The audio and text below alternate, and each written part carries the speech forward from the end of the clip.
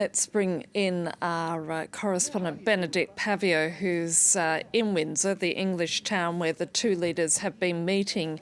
I've been asking you this question a lot, Benedicte, but I mean, as I keep saying, he might have reached a deal with Ursula von der Leyen, but Rishi Sunak is certainly not out of the woods yet, certainly on a domestic political front, is he?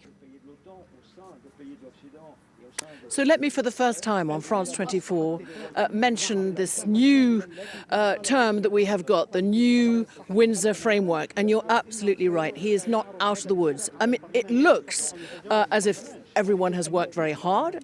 And I thought that the sentence that Mrs. von der Leyen used when she said, "We knew we could do it," I think those themes show that they have tried to look at all of the concerns and that they are doing their best. But as Rishi Sunak, the UK Prime Minister, said repeatedly, very calmly, very clearly, that this will not please everybody.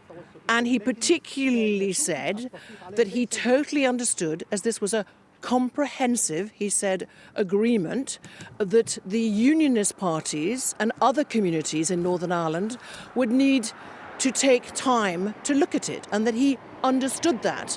The other crucial thing to look at, because we highlighted earlier on, and I can do so again, that the biggest unionist party in Northern Ireland, the DUP, let it be known, and they haven't yet seen the detail of the text, as indeed we haven't, standing in Windsor haven't, that they had lawyers at the ready and that they would be looking at every single detail in this agreement. What is important is the UK Prime Minister, who will be making a statement at 6:30 p.m. in the House of Commons this evening, has for the first time, in answer to a journalist's question, said, yes, there will be a vote on this new Windsor agreement. And listen to the next words he used, at an appropriate time. When will be the appropriate time? And when the appropriate time, according to Rishi Sunak, the Prime Minister, is, what will be the vote? What I have to underline here is that the Labour Party has very clearly said that it would aim to support a deal. So the maths are there. Even if there was to be a biggish rebellion, it looks like the Prime Minister, the Conservative Prime Minister, and the Conservatives have been in power for 12 or 13 years, and in the polls we know the Labour Party is way ahead. Were there to be a general election, it would indicate that they would win. Will the Prime Minister need the Labour Party and opposition votes to get this through? That will be an interesting question.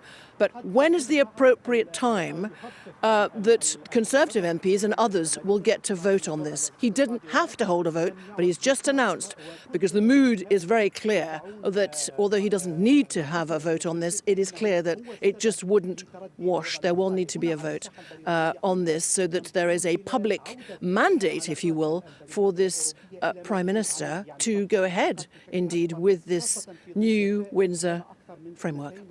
Indeed, Benedicte, it's far from ended. Thank you very much. That's Benedicte Paviot reporting there from the town of Windsor, which is where the two leaders have been meeting in order to sign off on that deal.